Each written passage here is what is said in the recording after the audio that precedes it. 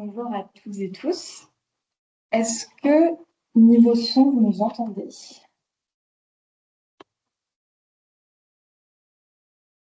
Ouais, non, mais c'est bon. Ok, super. Bah, écoutez, merci beaucoup d'être présente aujourd'hui pour un webinaire qu'on anime à France Terre d'Asile avec le collectif des associations pour le logement et qui va porter sur l'instabilité et les ruptures au cœur des parcours d'hébergement des femmes. Donc on va à la fois voilà, revenir sur l'affaire pour voilà, la non-assistance à personnes mal logées qui était portée par le collectif des associations pour le logement et se concentrer sur une étude sur les femmes isolées exilées qui a été publiée l'année dernière par France Terre d'Asile. Voilà, dans un premier temps, on va discuter ensemble de l'affaire, ensuite se focaliser sur les parcours d'hébergement de ces femmes isolées exilées et revenir sur l'exposition aux violences qui découlent de cette instabilité résidentielle et en matière d'hébergement. Ensuite, on va se concentrer sur les conséquences sur les parcours de vie intimes de ces femmes, voilà, en prenant plusieurs exemples, entre autres, de l'étude. Ensuite, on se concentrera sur les impacts sur l'accès aux droits et aux soins qui découlent de cette instabilité en matière d'hébergement. Et on finira par des recommandations à la fois à destination des pouvoirs publics et à la fois des recommandations à destination des associations et organisations qui peuvent accompagner ces femmes au quotidien. Bonjour à toutes et tous. Moi, c'est Éléonore Schmid, donc je suis la coordinatrice du collectif des associations pour le logement. Je vais pouvoir un petit peu commencer à présenter les recours. Donc France Terre d'Asile est membre du collectif des associations pour le logement, qui réunit 40 associations qui luttent contre les exclusions, contre le sans-abrisme et le mal-logement depuis maintenant 2008. Et l'an dernier, le 13 février 2025, nous avons décidé d'attaquer ensemble l'État pour non-assistance à personnes mal logées, avec deux recours portés auprès du tribunal administratif de Paris, un sur le droit au logement opposable et l'autre sur le droit à l'hébergement d'urgence. Cette stratégie contentieuse, elle est née car cela fait du coup maintenant plus de 15 ans que nous portons collectivement des propositions, que nous nous mobilisons pour garantir le droit au logement et à l'hébergement d'urgence. Et malgré cela, l'État est aujourd'hui toujours hors la loi et refuse toujours de remplir ses obligations de résultat à l'égard des situations les plus graves de mal logement. C'est pour cela qu'on se retrouve avec 6 000 personnes qui dorment à la rue chaque soir, dont 2 000 enfants, puisque l'État refuse d'héberger dignement toute personne sans abri qui le demande. Ou alors que l'on se retrouve également avec plus de 110 000 aujourd'hui foyers reconnus prioritaires et urgents au titre du DALO, qui n'ont toujours pas accès à un logement social et qui attendent pour certains depuis plus de 10 ans.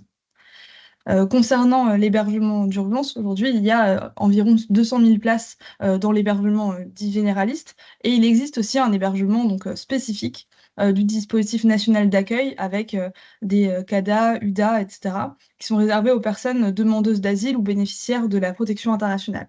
Notre recours, nous, non-assistance à personnes mal logées, le volet hébergement de notre recours, il ne concerne pas directement le DNA, même si évidemment il y a des liens puisque beaucoup de personnes éligibles au DNA n'obtiennent pas de place et donc dépendent de l'hébergement généraliste. L'État donc a aujourd'hui une obligation générale de lutter contre le sans-abrisme, notamment en assurant l'accès des personnes sans abri à des dispositifs d'hébergement d'urgence. Cette obligation, elle se concrétise par trois obligations légales de résultat. La première, c'est le droit d'accès inconditionnel à un hébergement d'urgence dès lors que l'on est sans abri en situation de détresse médicale, psychique ou sociale. La deuxième, c'est le droit à des conditions d'accueil conformes à la dignité humaine et donc le droit de bénéficier du gîte, du couvert, de l'hygiène, d'une première évaluation médicale, psychique et sociale. Et le troisième, c'est le droit au maintien et à la continuité de l'accueil, puisque les personnes accueillies doivent pouvoir y demeurer dès lors qu'elles le souhaitent et jusqu'à ce qu'une orientation adaptée soit proposée, de préférence vers le logement. Si le nombre de places, d'hébergement d'urgence a augmenté par rapport à il y a quelques années, bien qu'il stagne ces 4 dernières années. Malheureusement, il en va de même des besoins en hébergement d'urgence puisque, comme je le disais, près de 6 000 demandes non pourvues sont relevées, chaque soir au 115, comptant environ, jusqu'à 2 000 enfants, 2 500 enfants.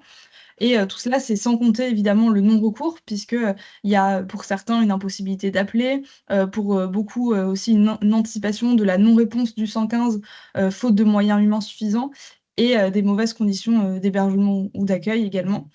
Donc il y a beaucoup de personnes qui tout simplement ne sont pas comptabilisées dans ces chiffres et donc on peut imaginer que la réalité est bien plus importante. Malheureusement aussi l'hébergement est aujourd'hui délibérément sous-financé, puisque, enfin depuis des années et en plus de cela, l'État ne se fixe, comme objectif de réponse positive que, de répondre à 54 des demandes au lieu de 100 des demandes, ce qu'il faudrait, aujourd'hui, pour toutes et tous. Le maintien, d'un nombre de places d'hébergement d'urgence insuffisant aboutit inévitablement à des dérives. Des critères de priorisation, notamment aujourd'hui, restreignent l'accès à l'hébergement d'urgence. De plus, l'État, remet des personnes à la rue au profit de publics jugés plus prioritaires et il limite régulièrement, les durées de séjour et conditionne le renouvellement de l'hébergement à des critères qui sont pourtant non prévus par la loi. L'enquête qui va vous être présentée, aujourd'hui est donc tout à fait aussi, complémentaire au contentieux, que nous avons entrepris, pour bien voir les conséquences de cette non-assistance à personnes mal logées sur l'instabilité des parcours d'hébergement et les trajectoires, de ces femmes exilées et isolées. Pour cela, du coup, on a avec nous, comme intervenante, tout d'abord, Louise Joulin, qui est donc, chargée de mission au sein de la direction de l'urgence et du premier accueil à France Terre d'Asile et donc, pour commencer un petit peu ce webinaire, Louise, est-ce que tu peux nous dire, qui sont les femmes isolées, exilées et pourquoi avoir choisi de mener une enquête spécifique sur leur situation? Tout à fait. Alors nous, quand on parle de femmes, isolées, exilées, dans l'étude, on parle de femmes, donc exilées qui sont de nationalité étrangère sans critères, sur les situations administratives, des femmes de plus de 18 ans et des femmes qui sont seules, sans enfants ni partenaire sur le territoire français. Et on avait rajouté un critère en plus, qui était des femmes qui n'étaient pas enceintes au moment de l'entretien.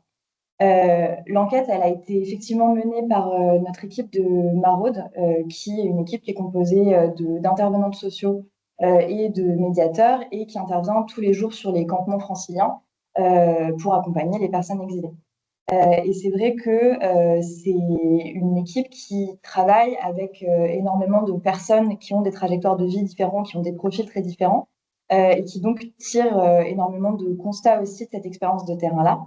Et l'un des constats premiers, c'était que les femmes isolées exilées, donc les femmes, alors déjà globalement les femmes étaient très peu rencontrées dans l'espace public et sur les campements, et encore plus les femmes seules. Donc il y avait vraiment une forme d'invisibilité en fait de ces femmes à l'échelle de la maraude en tout cas, qui questionnaient, puisqu'on sait que pourtant elles sont très représentées par exemple dans la demande d'asile en France.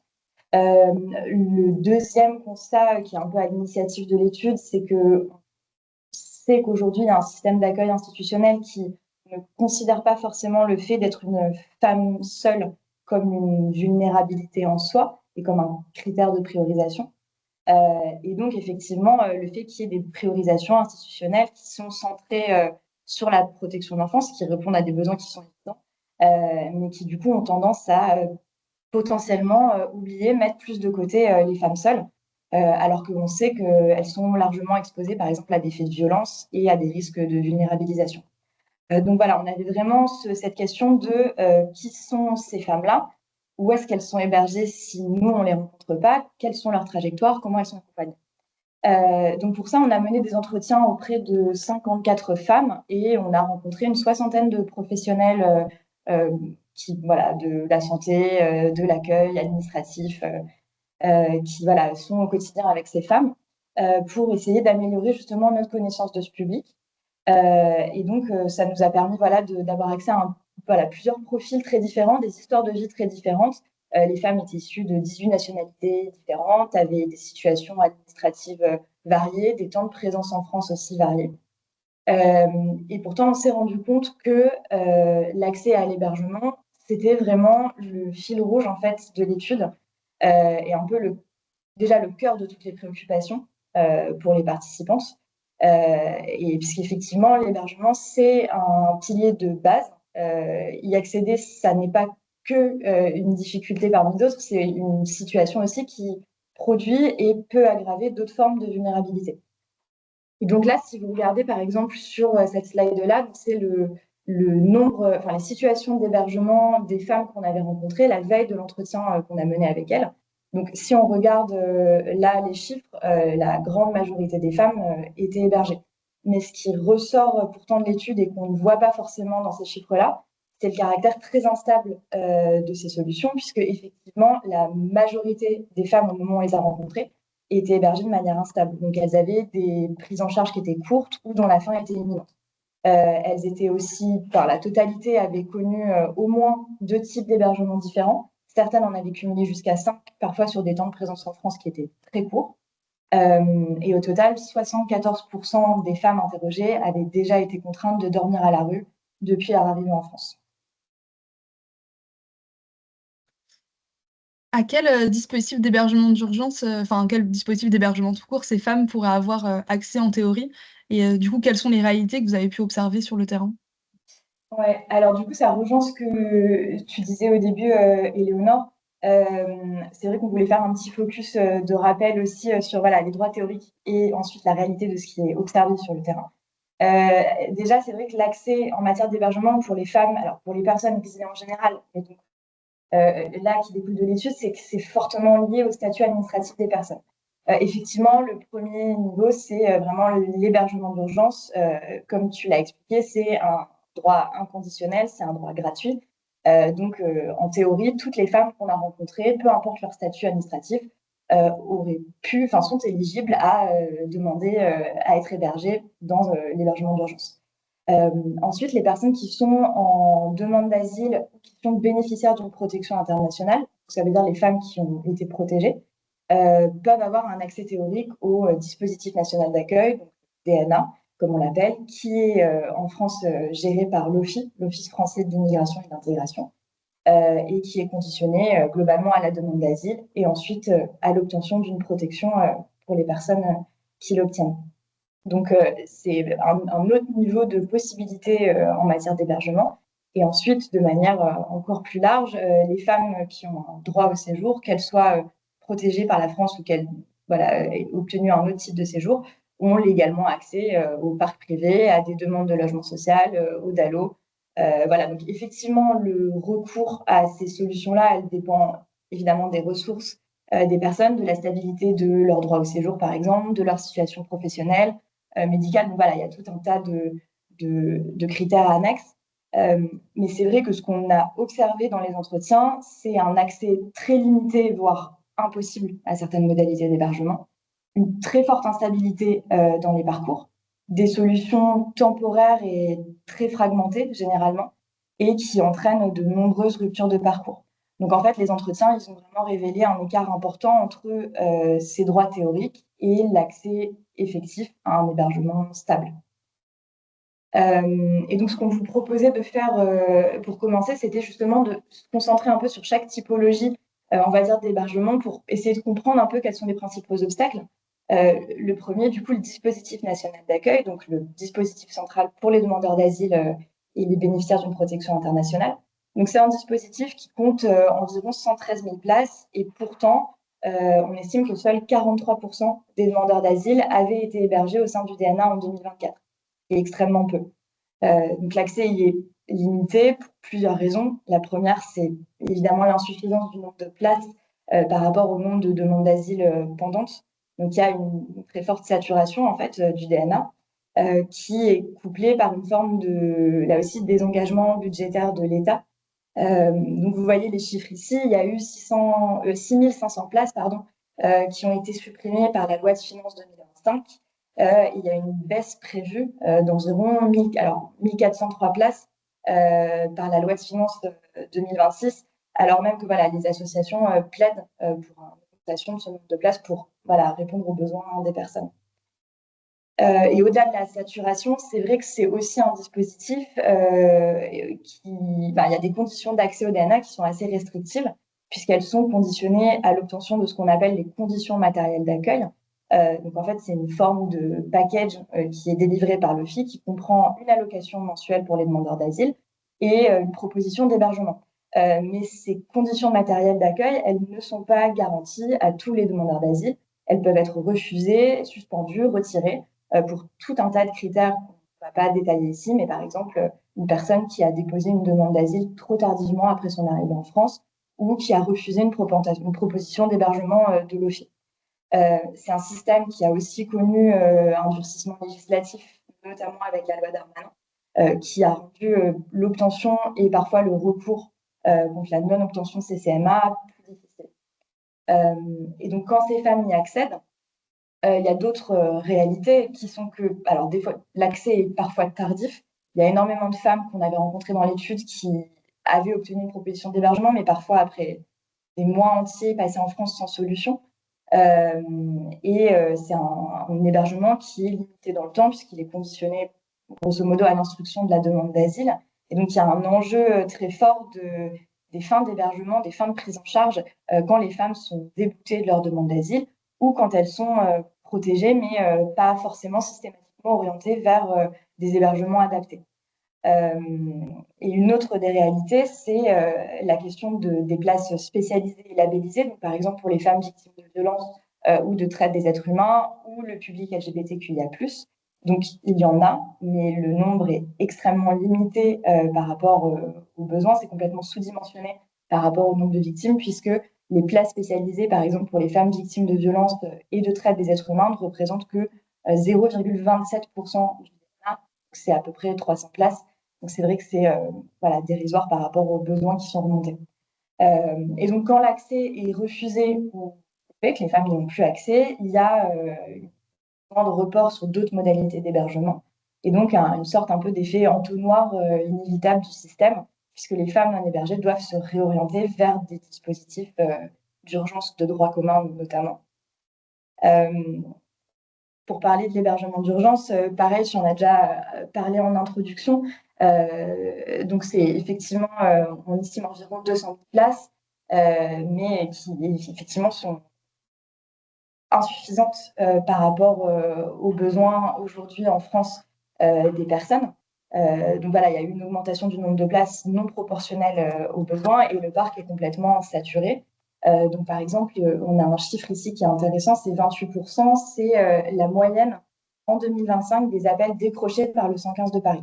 Donc on ne parle même pas des demandes d'hébergement qui ont pu être pourvues et donc de personnes qui ont réussi à être mises à l'abri par le 115.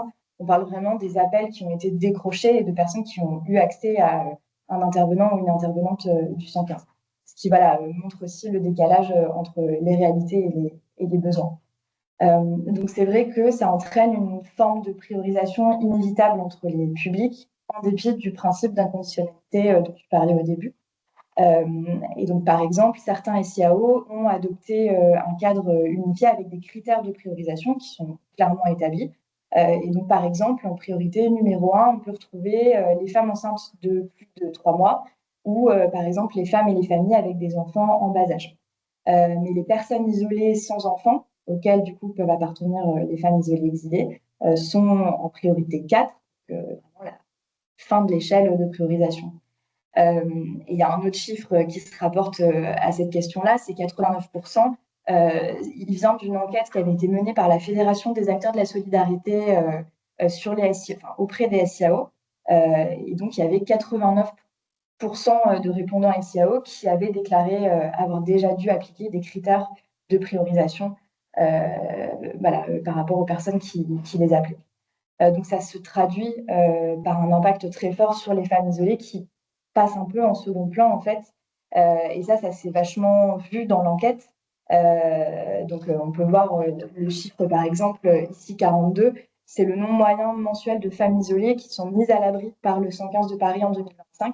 Donc, ça correspond à peu près à 30% des demandes, ce qui est extrêmement peu. Et donc, c'est vrai que quand les femmes y accèdent, c'est des hébergements qui sont temporaires. Souvent, ça ne dure que quelques nuits, voire une seule nuit. Et il y a des conditions d'accueil remontées qui ne sont pas toujours adaptées aux besoins. Donc, ça peut être des hébergements collectifs, des hébergements parfois mixtes, qui peuvent être éloignés géographiquement aussi du lieu d'évolution de ces personnes au quotidien. et des endroits qui ne sont pas forcément toujours sécurisés ou permettant des conditions de vie dignes, ou par exemple qui ne garantissent pas un accompagnement social global qui pourtant est nécessaire. Donc c'est vrai qu'on observe aussi un non-recours qui est important au 115. Comme tu disais, c'est beaucoup revenu dans notre étude. Alors par soit méconnaissance du système et du fait que 115 existe et comprendre comment il fonctionne, mais aussi par effectivement impression que ça ne sert à rien. Et donc des femmes qui sont complètement découragées d'appeler.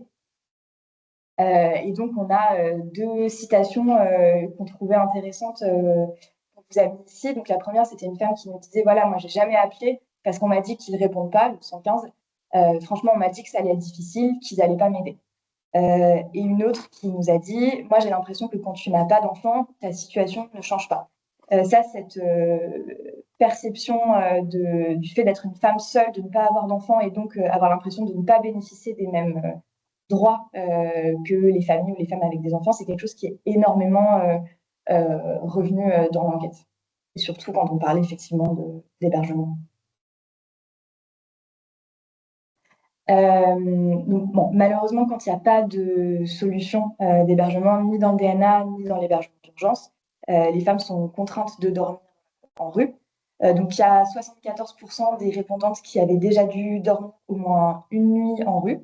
Donc, pourtant, elles restent peu visibles en maraude et dans l'espace public. Et donc, on a un peu ce qui s'est révélé dans l'enquête, c'était des formes de stratégies un peu de protection multiples. Donc la première, c'était effectivement des stratégies d'isolement et d'effacement. Donc essayer justement de se fondre dans la masse, de ne pas être visible dans l'espace public. Et donc qui explique le fait effectivement qu'on les rencontre très peu. Donc des femmes qui disaient marcher toute la journée, rester dans les transports par exemple, ou passer la nuit dans des endroits clos et seuls. Et d'autres à l'inverse qui essayaient de se visibiliser dans l'espace public. Donc, par exemple, c'était le cas des 28% des répondantes qui avaient déjà dormi sur un campement et qui, elles, l'avaient fait dans l'espoir d'être soit repérées plus facilement au milieu d'un campement d'hommes, par exemple, et donc mises à l'abri par des services de la ville, par exemple, ou pour chercher la protection de leur communauté. Donc, c'est des parcours de rue qui sont évidemment identifiés comme extrêmement dangereux par les femmes, qui peuvent les pousser à se reporter sur une autre forme d'hébergement, qui est peut-être un peu moins documentée encore, mais qui, voilà, c'est vraiment dégagé d'études. Donc, c'est l'hébergement chez des tiers. C'était le cas de 70% des répondantes qui avaient déjà été hébergées chez des inconnus ou chez des membres de la famille des connaissances. Donc, c'était le cas, par exemple, de cette femme qui nous disait que de manière régulière, elle restait dans les gares en espérant que des gens viennent lui proposer de dormir chez elle, tout en spécifiant qu'elle voilà, refusait toujours les propositions d'hommes. Donc, il y a un peu cette logique de protection qui intervient de tout sauf la rue, qui peut pousser certaines femmes, effectivement, à accepter des propositions de personnes qu'elles ne connaissent pas forcément. Et ça fait écho à une enquête qui a été publiée très récemment, qui a été menée par l'Observatoire du service social de Paris sur l'hébergement chez des tiers, justement, qui essaie de mieux comprendre et éclairer le recours à cette forme d'hébergement et un peu comprendre qui sont les personnes qui ont recours. Et on se rend compte qu'il y a des spécificités très fortement liées aux gens dans cette forme de recours à l'hébergement. Donc, il y a autant d'hommes que de femmes qui ont déjà eu recours à l'hébergement chez des tiers. Mais ce qui ressort de l'étude, c'est que les femmes ont davantage recours à l'hébergement chez des inconnus. Elles sont plus souvent hébergées sur des courtes durées et elles sont plus nombreuses aussi à être hébergées dès leur arrivée sur le territoire. Ce qui est important puisque ça peut conditionner la suite d'un parcours, par exemple. Et l'une des choses qui ressort aussi le plus, c'est la surexposition à des formes de violence.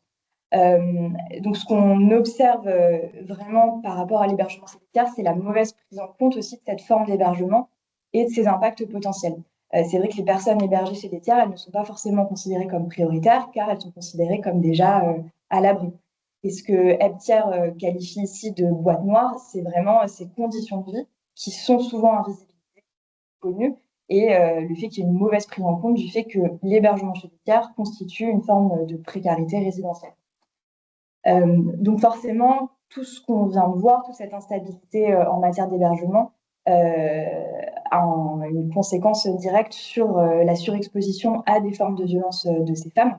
L'un des chiffres qui est le plus parlant, elle nous vient d'une étude qui avait été menée par des médecins et qui expliquait que 26,3% des demandeuses d'asile avaient été victimes de violences sexistes et sexuelles sur l'année qui venait de s'écouler en France, ce qui est 18 fois plus que le reste de la population féminine en France, ce qui est un chiffre absolument énorme. Les femmes que nous, on a interrogées et rencontrées, effectivement, elles rapportaient des faits de violence vécus depuis leur arrivée en France, qui étaient beaucoup liés effectivement au fait de, par exemple, d'avoir connu un parcours de rue qui est très identifié comme un lieu, voilà, exposant le plus aux violences. Mais quelque chose qu'il faut absolument pas négliger, c'est le fait que si la rue surexpose de manière évidente aux violences, le fait d'être hébergé ne constitue pas une protection absolue contre ces violences non plus. Donc, par exemple, l'hébergement chez des tiers démontre qu'il y a un risque très important d'être exposé à des faits de violence. Donc, par exemple, dans l'étude des tiers, on voit qu'il y a 61,5% des répondantes qui avaient subi des violences contre 26,6% des hommes. Et c'était le cas aussi des femmes que nous, on a rencontrées, qui étaient très nombreuses à avoir subi des formes de violence qui pouvaient être des violences sexuelles, physiques ou verbales, des menaces de remise en rue en cas de service non effectué, des contrôles sur leur sortie, voire une forme d'exploitation domestique. Euh, Quand on parle aussi d'hébergement institutionnel et associatif, les faits de violence peuvent être favorisés, par exemple, par la promiscuité dans les logements, les hébergements collectifs, les hébergements mixtes en particulier, et par exemple le manque de sécurité sur place. Là aussi, on a un chiffre qui est assez parlant, toujours de la même étude menée par des médecins, qui démontrait qu'il y avait presque 32% des femmes qui avaient été victimes de viol ou tentatives de viol, alors qu'elles bénéficiaient d'un hébergement dans le DNA. Voilà, donc c'est important de prendre en compte la corrélation entre l'hébergement et l'exposition à des formes de violence. Et là, on avait effectivement une citation d'une femme de l'étude qui nous expliquait voilà, qui avait été hébergée par un membre de sa famille et qui nous avait dit je me suis retrouvée étrangère, esclave dans ma famille.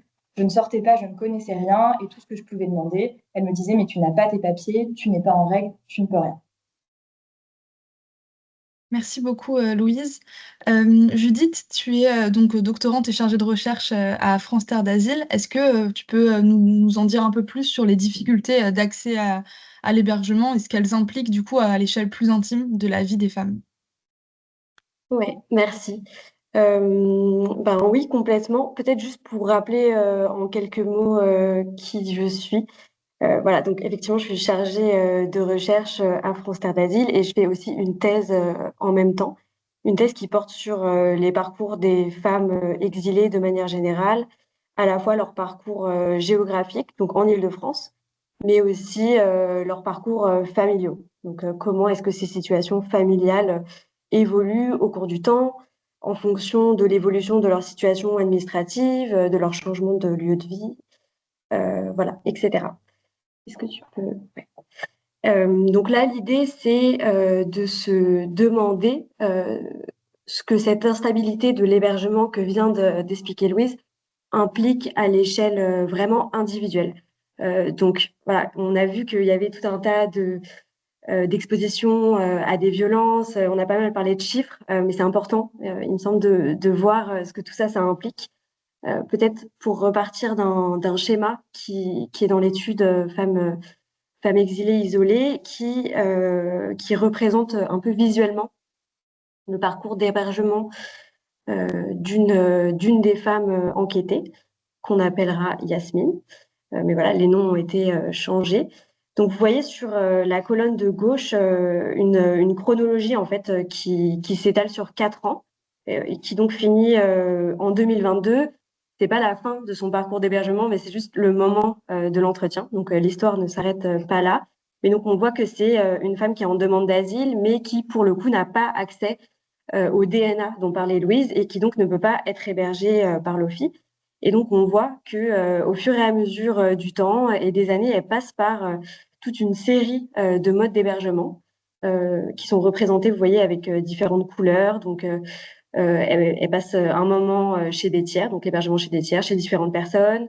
Elle passe aussi par de l'hébergement citoyen via Utopia 56, mais elle passe aussi par des hébergements d'urgence et par des périodes en campement. Donc, vous voyez, il y a une grande hétérogénéité en fait de ces modes d'hébergement-là qui impliquent Et ça, on ne le voit pas sur ce schéma, mais qui implique de se déplacer à une grande échelle, puisque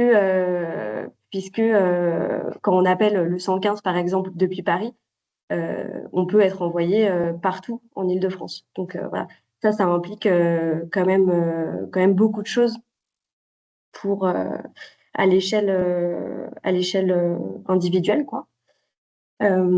Voilà, ce que ce schéma il nous permet de voir, c'est vraiment que cette prise en charge des institutions que donc vous voyez en violet sur le schéma, elle se fait vraiment de manière très ponctuelle en fait et parsemée. Donc à chaque fois, c'est sur des périodes courtes et ça n'amène pas à des prises en charge qui se prolongent ensuite sur la durée. Ce qui me semble important aussi de souligner, c'est tout de même que on voit en filigrane qu'il y a des choix qui sont faits par Yasmine au fur et à mesure de son parcours, c'est-à-dire que malgré le fait qu'elle subit d'une certaine manière cette instabilité résidentielle, des problèmes qui sont systémiques, euh, elle reste, si vous voulez, en capacité de choisir en fait là où elle va. Elle choisit de quitter certains modes d'hébergement pour aller vivre en campement, ensuite repartir. Vous voyez, il y a quand même des choix qui sont faits et ça me semble important de le rappeler pour pas tomber dans cette idée que les femmes subiraient de manière passive des choix qui leur sont imposés. En revanche, ce qu'il faut rappeler, c'est que si des choix sont faits, les femmes peuvent être pénalisées pour ces choix-là. Donc, vous voyez, par exemple, en 2021, quand on lui propose un hébergement, donc là, c'est l'OFII, en fait, elle obtient la protection internationale, on lui propose un hébergement en dehors de Paris, alors qu'elle était ancrée à Paris. Au final, elle choisit de quitter cet hébergement-là parce qu'elle n'arrive pas à trouver de travail. Et donc, à la suite de ce départ, qui est volontaire de sa part, bah, elle peut plus, enfin, elle sort de ce dispositif d'hébergement-là. Et donc, elle se retrouve à retourner en campement, en hébergement chez des tiers. Donc, il y a une rigidité, en fait, des orientations qui sont proposées par l'OFII notamment, et dont il est très difficile de sortir. Donc, voilà, tout ça, ça nous permet de voir cette inadéquation, en fait, qui peut advenir, pas dans tous les cas, mais dans certains cas, entre les propositions d'hébergement qui sont faites et les aspirations individuelles des personnes voilà, qu'elles ne peuvent pas forcément porter. Donc, ce que ça nous permet de voir dans le cas de ce parcours-là, mais c'est des choses voilà, qu'on observe de manière plus générale, c'est à quel point la question de l'hébergement impacte tous les autres aspects de la vie des femmes. Là, on voit que elle décide de quitter son hébergement en dehors de Paris parce qu'elle n'arrive pas à trouver du travail. C'est aussi lié au fait qu'elle a envie de faire venir sa famille qui n'est pas présente en France, que ça implique une stabilité financière, mais aussi une stabilité d'hébergement, etc. Ça, c'est vraiment quelque chose de crucial parce qu'on parle de femmes isolées, mais ce qu'on constate, c'est quand même que ces femmes isolées-là sont souvent des mères, en fait, mais leurs enfants ne sont pas forcément présents sur le territoire. C'est des femmes qui ont souvent dû laisser leurs enfants derrière elles dans leur pays d'origine pour entamer leur parcours migratoire. Or, voilà, c'est le fait de pouvoir envisager une vie de famille, de faire venir ses enfants quand on est dans une telle situation d'instabilité, qu'on peut pas se projeter et que voilà, on a des parcours d'hébergement qui ressemblent à ça, quoi, à changer d'hébergement toutes les semaines, voire tous les jours. Bah ça rend très difficile le fait d'envisager d'avoir une vie de famille réunie. Je pense pour vous donner un exemple, à une femme voilà, que j'avais rencontrée pendant mon travail de terrain, qui était en demande d'asile, mais qui n'avait pas accès à l'hébergement de l'OFII et qui avait plus de lien avec ses enfants. Donc, elle savait pas où ils étaient et elle n'arrivait plus à avoir de contact avec eux. Et ben, c'était une situation qui était hyper difficile pour elle. Et puis donc le temps a passé et elle a finalement obtenu en fait une protection internationale. Donc elle a obtenu la protection subsidiaire et à partir de là, les choses ont un peu changé pour elle. Elle a obtenu un hébergement voilà qui était encore temporaire mais qui l'a quand même stabilisé.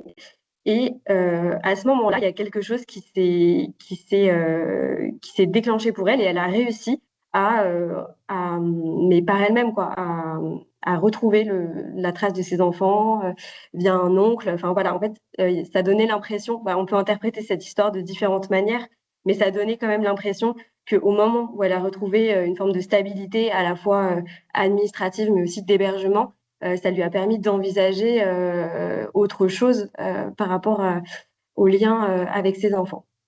Enfin voilà, en fait, toute cette instabilité de l'hébergement, ça rend difficile donc cette vie de famille, mais aussi cette vie de couple. Voilà, c'est difficile de pouvoir mener une vie de couple normale quand on change tout le temps de lieu d'hébergement, mais aussi parce que notamment l'hébergement du 115 ne permet que très peu aux couples d'être hébergés ensemble.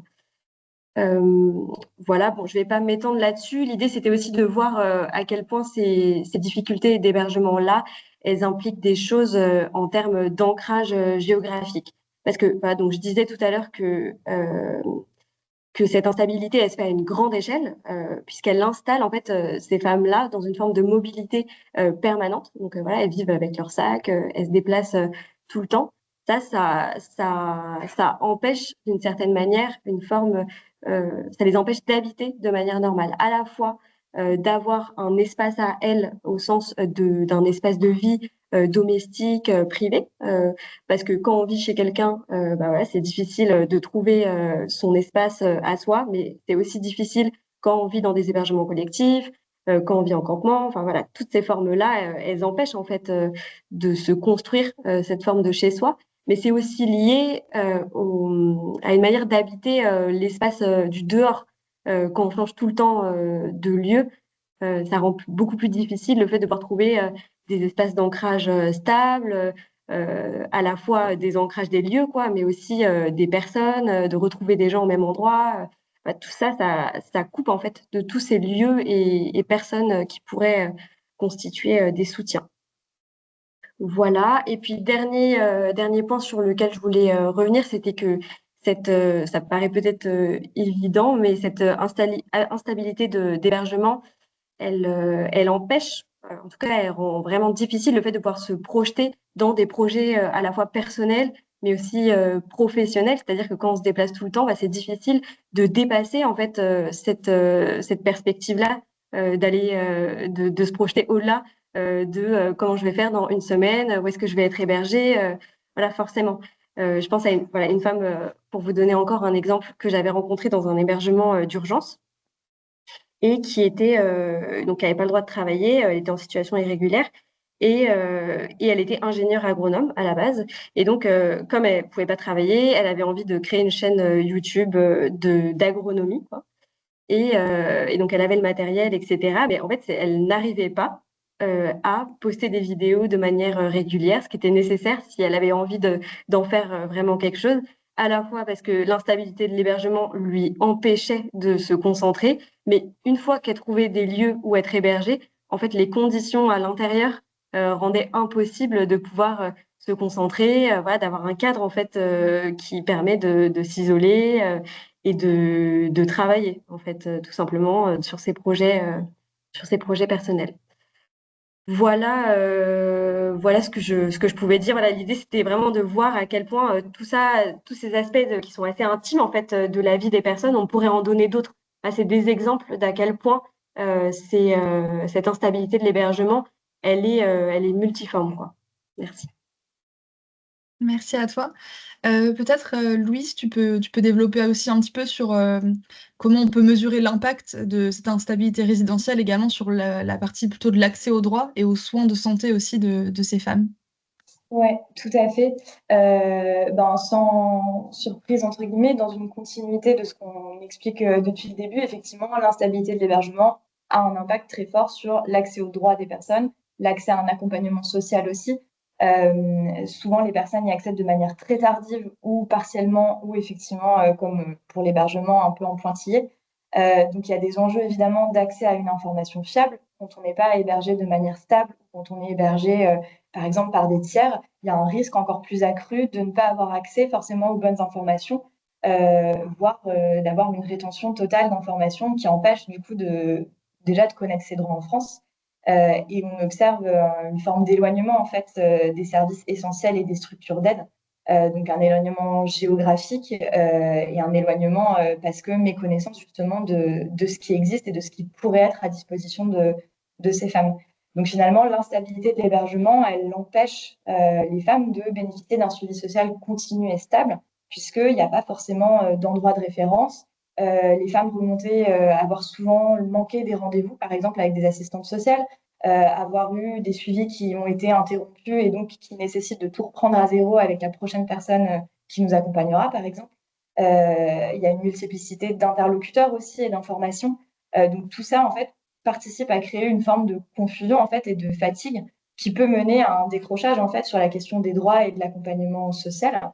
Et l'une des choses qui est aussi beaucoup revenue, c'est que la question de l'hébergement, en fait, elle est prioritaire pour beaucoup des femmes qu'on a rencontrées, mais qui nous ont expliqué quand elles sont arrivées en France, du coup, toutes les autres démarches, et notamment administratives, passaient complètement en second plan. Et c'était le cas d'une femme qui voilà, a fini par faire une demande d'asile et qui aujourd'hui est protégée, mais qui, quand elle est arrivée en France, voilà, nous a dit, moi, ma priorité, c'était l'hébergement. Je ne pouvais pas me lancer dans des démarches compliquées à ce moment-là. J'avais besoin d'être stabilisée avant. Et du coup, de fait, quand elle a fait sa demande d'asile, elle n'a pas été hébergée par l'OFII puisqu'il était trop tard. Donc voilà, elle a été maintenue aussi dans une forme d'instabilité et de précarité résidentielle. Donc cette instabilité, justement, tous ces enjeux dont on est en train de parler, on trouvait qu'ils étaient assez bien illustrés par cette citation d'une femme qui nous disait le 115, ils m'ont orienté vers un médecin, mais j'ai pas réussi à trouver la bonne adresse, ils ont dû se tromper. Donc j'ai tourné, puis ils m'ont dit une autre adresse ensuite pour aller manger, mais c'était très loin. Donc j'ai dit que je ne voulais, enfin voilà, elle nous a dit je veux plus. Depuis ce matin, je monte, je descends des bus, des métros, je n'ai pas les bonnes adresses, je ne veux plus. Et donc ça, c'est une illustration très forte, voilà, du fait d'être dans une forme d'instabilité, d'être orienté systématiquement vers des lieux différents auprès d'interlocuteurs et d'acteurs différents euh, et qui, du coup, voilà, forcément impactent l'accès à plusieurs services. Et une illustration de cette coupure, justement, à certains droits et à certains dispositifs, elle se ressent vraiment en matière de santé. Donc, les femmes que nous, on a rencontrées, la quasi-totalité présentaient des besoins en matière de santé qui étaient assez importants. Il y en avait près de la moitié qui voilà, souffraient de 2 pathologies ou plus. Et donc, il y a d'une part, évidemment, un aspect structurel qui justifie que l'accès aux soins il peut être tardif ou fragmenté. On sait que le système de santé en France, il est complexe. Il y a la question de l'ouverture des droits pour les personnes étrangères qui voilà, est complexe aussi. Il y a des soins qui peuvent être coûteux. Il y a des dispositifs qui sont saturés, par exemple les PASS ou certains spécialistes comme les gynécologues ou les psychologues, par exemple. Et il y a aussi une forme d'autocensure de certaines femmes qui voilà, peuvent avoir peur de consulter, par exemple, parce qu'elles ont peur de devoir payer cher ou d'être discriminées, par exemple, par un professionnel de santé. Mais toutes ces causes-là, ce qui vraiment ressort de l'étude, c'est qu'elles sont aggravées par l'instabilité au regard de l'hébergement. Donc, il y a des ruptures de soins et de traitements extrêmement fréquentes, des retards de diagnostic, par exemple, voire des déclenchements ou des aggravations de pathologies qui sont liées aux conditions de vie. Donc, par exemple, une dégradation de l'état de santé global qui est lié à des parcours d'errance qui peuvent être longs. Donc, par exemple, liés au manque de sommeil, à une mauvaise alimentation, à une exposition à des pathologies, à une forme d'isolement aussi qui peut aggraver des troubles psychologiques, par exemple. Donc voilà, l'accès à un hébergement stable, ça constitue une condition essentielle pour la protection et l'ancrage de ces femmes et puis leur reconstruction aussi une fois arrivées en France. Et donc, pour un peu clôturer cette partie, il y a une nécessité effectivement de penser à des pistes d'amélioration à plusieurs niveaux. Le premier niveau, c'est à destination des associations et des organisations. En faisant une aparté, voilà, en rappelant que évidemment, ça dépend des moyens financiers et humains qui sont à la ressource des associations et des organisations. Mais voilà, l'idée, c'est vraiment de réussir à renforcer les mécanismes de prévention et d'accompagnement en fait, des situations de violence et de l'instabilité de l'hébergement. Donc, ça peut passer par exemple, garantir l'accès aux formations de tous les professionnels qui sont susceptibles d'entrer en lien avec ce public-là. Le fait d'améliorer le recueil d'informations spécifiques, alors au parcours des femmes d'une part, et au parcours d'hébergement dans un second temps, qui permet en fait de systématiser le repérage de certaines situations, de réussir à poser les bonnes questions au bon moment, de questionner les trajectoires de vie, et puis ensuite de visibiliser aussi les situations et les chiffres auprès des décideurs. Il y a la possibilité de mettre en place des outils de prévention et de suivi, à la fois à destination des équipes et aussi à destination des personnes accompagnées. Donc, par exemple, des flyers de prévention qui rappellent les droits ou qui, par exemple, peuvent voilà, expliquer les risques qui sont liés, par exemple, à l'hébergement chez des tiers. Ça peut être des idées comme ça. Et puis finalement, évidemment, favoriser la mise en place de partenariats et d'échanges avec l'ensemble des acteurs locaux. Et l'autre partie des recommandations qui est à destination des pouvoirs publics. Donc la première, c'est évidemment de créer des structures qui prévoient un hébergement temporaire avec un accompagnement global pour les femmes primo-arrivantes qui souhaitent demander l'asile, qui permet une prise en charge en fait dès l'arrivée en France. Et voilà, qui permet aussi de limiter la surexposition à des faits de violence. Financer la mise en place de dispositifs d'aller vers, donc vraiment de terrain à l'échelle locale, afin de mieux repérer et accompagner les femmes sans hébergement. Bon, même si c'est pas vraiment dans l'air du temps, renforcer les capacités d'hébergement disponibles, donc à la fois dans l'hébergement d'urgence et dans le dispositif national d'accueil, et augmenter les financements pour améliorer voilà, la qualité de l'accompagnement qui est disposé. Et puis finalement, faciliter l'accès et la continuité de l'hébergement, donc limiter les cas de refus ou les retraits des conditions matérielles d'accueil, par exemple, garantir un recours effectif, favoriser la continuité des femmes qui sortent du dispositif national d'accueil vers le droit commun et considérer l'hébergement chez des tiers comme une forme de précarité résidentielle et de lieu d'exposition à des violences. Merci pour compléter un petit peu ce que tu as pu, dire Louise. Nous, dans nos recours donc, pour non-assistance à personnes, mal logées, nous demandons notamment à ce que donc l'État se mette en conformité avec la loi dans les plus brefs délais possibles et donc, par exemple sur, le volet hébergement d'urgence, ça passe par, financer donc et ouvrir un nombre suffisant de places d'hébergement de qualité, mettre fin, bien évidemment aux critères, d'accès à l'hébergement et sa gestion au thermomètre comme on la connaît aujourd'hui, en finir avec, les nuitées hôtelières et évidemment aussi ne plus remettre, les personnes hébergées à la rue. Là aussi, comme on le voit, malheureusement encore trop souvent. Plus largement, en plus de ces recommandations donc, enfin de ces demandes qu'on porte dans nos recours, on a également construit un plaidoyer avec, les 40 associations, donc du collectif des associations pour le logement, pour, enrayer durablement la fabrique du mal-logement. Ce qui passe donc par garantir l'inconditionnalité, de l'hébergement, renforcer et améliorer l'accueil de jour, garantir la continuité, de l'hébergement, améliorer, sa qualité en humanisant, l'hébergement d'urgence, donc en garantissant notamment, l'accès à une alimentation saine, durable et suffisante ou encore, garantir un accompagnement, social personnalisé et la stabilité, financière également des structures d'hébergement. Ce plaidoyer, il se décline, actuellement aussi dans le cadre des élections municipales à destination donc des collectivités, et on continuera de porter, des propositions, auprès des futurs élus, mais aussi au niveau national, pour garantir, le droit au logement de toutes et tous. Parce qu'il reste, il y a un certain nombre de leviers, sur lesquels, travailler, q pour éviter notamment d'avoir, encore plus de ménages à la rue, de ménages sans abri, qu'on le connaît aujourd'hui. Donc ça passe notamment par améliorer, le plan, logement d'abord, qui est en cours, par le fait de garantir aussi un logement pérenne pour les sortants d'institution, travailler sur la prévention des expulsions ou encore, accueillir dignement, les personnes exilées comme, on a pu le voir du coup, on a pu en parler tout au long de cette présentation. Voilà un petit peu pour résumer quelques propositions, même si évidemment ça pourrait être, bien plus large, pour, enrayer vraiment la crise du mal logement. Peut-être qu'on peut passer à une session de questions-réponses, avec le temps qui nous reste si ça vous va?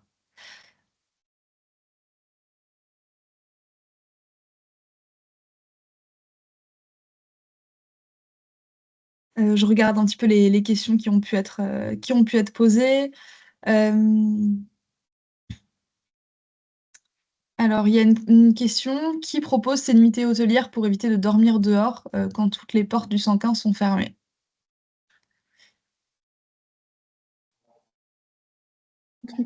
Euh, Est-ce que qui propose ces nuitées hôtelières, on parle je suis pas sûre d'avoir vraiment compris la question. quand le 115 est fermé qui propose les nuitées hôtelières. Ouais, c'est ça la question, mais peut-être si la personne peut préciser. Oui, je veux bien. Parce Ouais. que ça me fait penser tout de suite à l'hébergement citoyen, mais je veux être sûre d'avoir compris le sens de la question peut-être avant de répondre. Ouais. Donc, Euh, comment je comprends la question? Parce que c'est lié en fait, mais c'est la plateforme Delta qui gère les nuitées hôtelières. Je parle sous ton contrôle, Louise. Mais en fait, en fait, le 115 peut réorienter vers ces nuitées hôtelières là. Donc en fait, en fait, c'est pas forcément l'un ou l'autre. C'est juste que le 115 peut orienter vers des nuitées hôtelières via une autre plateforme ou via des hébergements d'urgence. Je sais pas si c'est clair et si ça répond à la question.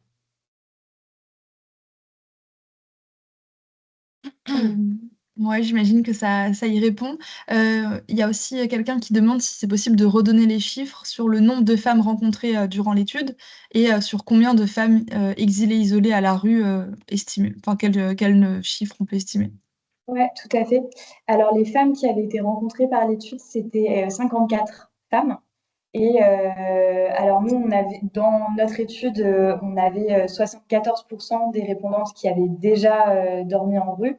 Mais si on prend de manière plus globale, par exemple, les chiffres pour l'année 2025 en France, on estime qu'environ un quart des personnes qui appellent le 115 et qui sont isolées sont des femmes. Donc, bon, il n'y a pas la notion exilée, puisqu'il n'y a pas voilà, de prise en compte des situations administratives des personnes qui appellent le 115. En tout cas, ça voilà, remet aussi en perspective ce chiffre. Et si vous voulez plus de chiffres, d'ailleurs, j'en profite. Voilà, là, on a pris voilà, quelques exemples pour illustrer le propos, mais c'est vrai qu'il y en a plusieurs vous pouvez retrouver justement dans l'étude qui est disponible sur le site de France Terre d'Asile. Il y a aussi une question d'une personne qui dit: «En tant qu'association de français langue étrangère, comment réagir si une femme présente à nos cours n'a pas de lieu où dormir ou l'aiguiller que de façon à court terme et moyen terme?» Oui, c'est une très bonne question qui en plus dépend énormément du territoire sur lequel la personne se trouve. On sait que par exemple le territoire francilien est très riche en associations et en services de support, ce qui n'est pas forcément le cas de toutes les villes en France. Globalement, quand il y a la possibilité de réorienter vers des lieux dédiés spécifiquement à l'accueil de ces femmes. Donc, on pense par exemple aux accueils de jour, aux haltes femmes, par exemple, qui peuvent être des lieux d'accompagnement très pertinents, puisqu'en fait, ils englobent à l'échelle globale tous les besoins en matière de santé, d'accompagnement social, etc. On sait que c'est des dispositifs qui peuvent aussi être saturés, donc c'est une autre réalité qui est importante. Mais qui, voilà, quand il y a la possibilité de réorienter vers ces lieux-là, c'est extrêmement pertinent.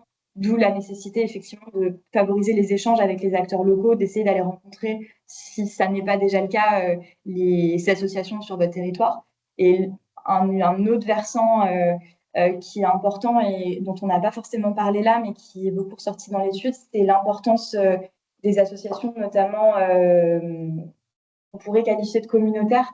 Par exemple, en Ile-de-France, il y a une association qui s'appelle Agir pour la santé des femmes et qui a mis en place un système de femmes repères qui sont des femmes elles-mêmes exilées, qui ont elles-mêmes voilà, connu des parcours d'immigration et qui font régulièrement des maraudes d'aller vers auprès des femmes et qui permet justement de voilà, favoriser le premier contact, le premier accueil et donc, c'est vrai que c'est quelque chose, c'est une des recommandations qu'on avait dans le rapport, c'était quand elles existent et en espérant qu'il y en ait plus qui puissent réussir à se créer, c'est hyper important effectivement de rester, de réussir à se focaliser aussi sur ces ressources-là qui peuvent être très importantes pour les femmes aussi.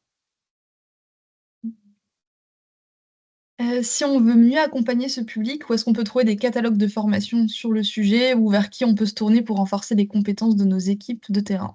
Des questions dans le chat. Alors, je vais peut-être me réorienter vers notre, notre plaidoyer à France Terre d'Asile.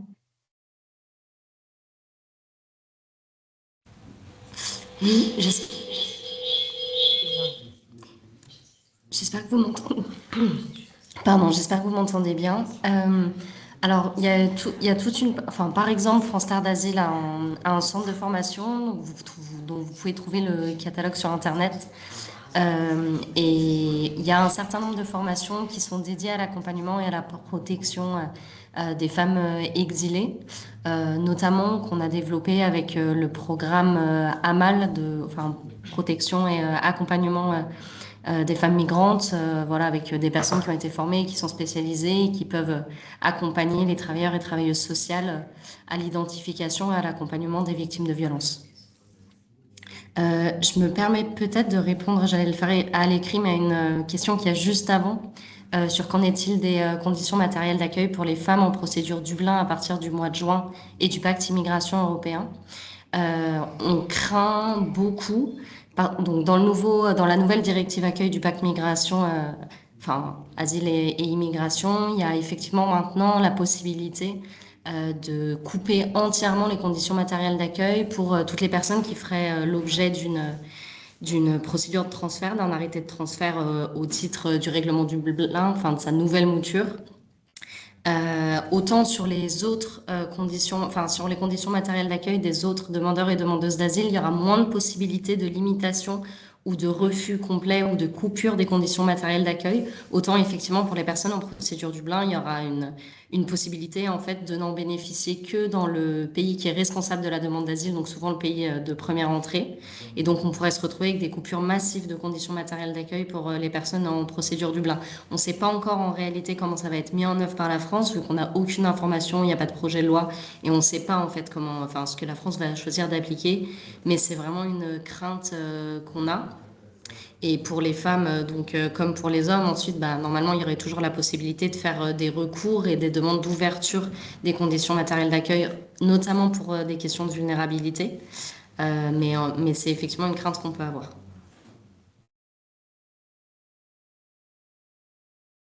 Merci beaucoup. Il y a encore aussi une dernière question qui permettra, enfin, je pense à laquelle vous avez déjà répondu, mais est-ce qu'il y a finalement réellement des solutions d'hébergement pour ces femmes isolées et exilées? Pas assez. Clairement, on sait qu'il y a des places, par exemple, au dispositif national d'accueil qui sont fléchées pour les femmes seules. Je me permettrai de me retourner à nouveau vers Ophélie, parce que peut-être qu'elle a un complément d'information dessus, puisque il me semble qu'il y avait eu justement une question à un moment d'augmenter la capacité de ces places pour les femmes isolées, qui, je crois, a été un peu mis sur pause récemment. Ouais.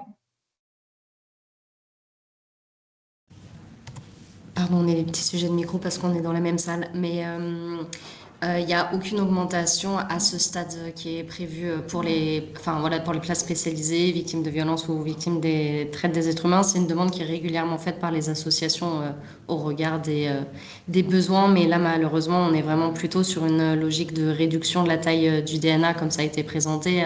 6500 en fait, un peu plus en réalité même l'an dernier, enfin maintenant quand on regarde toutes celles qui ont été supprimées, et encore 1400 dans le projet de loi de finances, on verra comment c'est mis en œuvre. Pardon. D'où la nécessité aussi de. Bon, voilà, il y a un réel enjeu concret de terrain et dans l'accompagnement aussi au quotidien qui est réel, mais d'où l'enjeu effectivement de continuer à visibiliser ces situations et effectivement bon, il y a voilà, de s'engager aussi devant les pouvoirs publics et à l'échelle des organisations et des associations qui sont en contact quotidien avec le public, de continuer justement à montrer, enfin à recenser ces situations-là, à les chiffrer, à en faire en fait du plaidoyer et à les porter auprès des pouvoirs publics. Voilà, c'est quelque chose qu'on a essayé de faire aussi avec l'étude et puis en s'engageant avec le collectif des associations pour le logement. Mais voilà, c'est sûr que c'est une situation qui est extrêmement compliquée. mais voilà, à laquelle on essaie de répondre à un autre niveau. On a encore une question. Selon vous, est-ce que les contrats territoriaux d'accueil et d'intégration peuvent être un levier d'action pertinent pour accompagner ce public? C'est bon.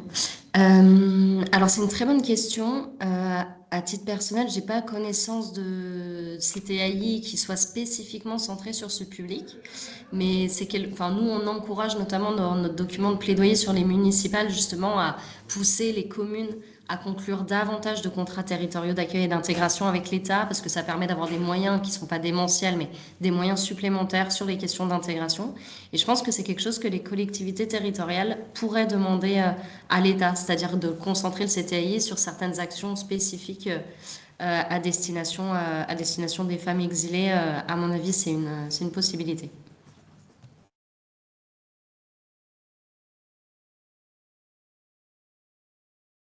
C'est pas une question, mais il y a quelqu'un qui dit bravo et merci pour votre engagement et cette étude. Voilà. Je le lis à voix haute parce que c'est que ça fait plaisir. Et aussi encore une question, comment pouvons-nous orienter les femmes qui cherchent de l'hébergement, qui ont appelé le 115 et n'ont pas reçu de réponse?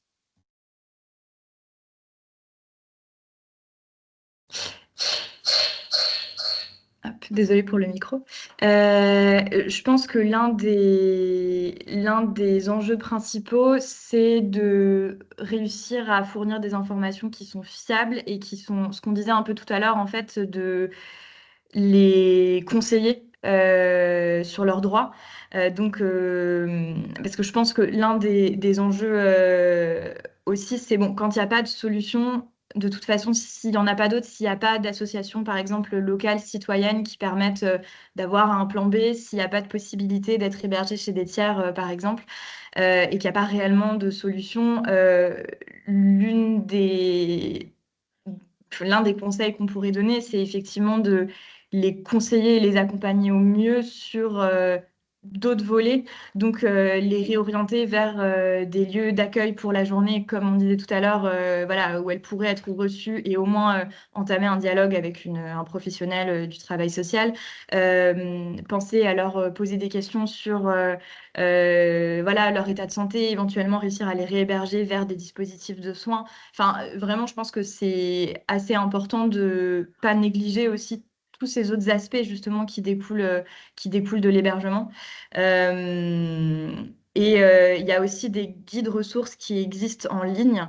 Donc, alors, par exemple, en Île-de-France et dans d'autres villes en France, de mémoire, Toulouse, Lyon et peut-être que j'en oublie d'autres, mais il y a par exemple un guide qui s'appelle le What is That qui recense l'intégralité, une très grosse partie des associations et services support et globalement un peu des procédures en fait en France et qui peuvent être aussi des documents ressources pour ces personnes. Je pense aussi au SoliGuide, par exemple, qui pareil recense des adresses de solidarité, etc. Donc voilà, il y a globalement plusieurs choses en ligne aussi qui peuvent permettre de trouver un endroit où les orienter.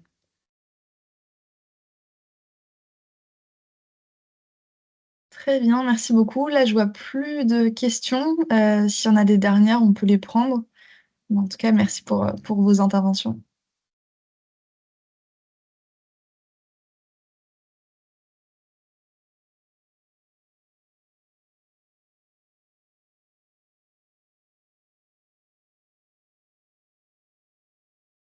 Je vois pas de nouvelles questions. Je pense que ça a été très, très complet et très, très clair.